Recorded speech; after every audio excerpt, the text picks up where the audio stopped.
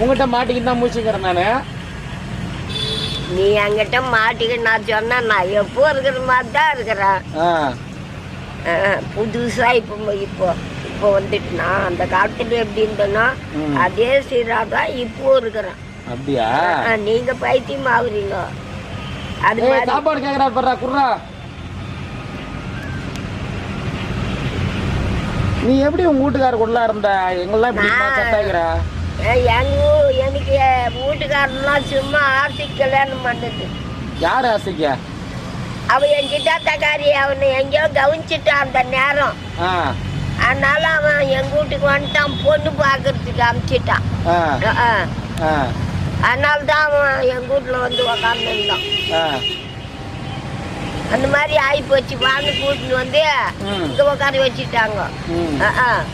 அவன் எதுக்கு வந்தான்னு எனக்கா தெரியும்.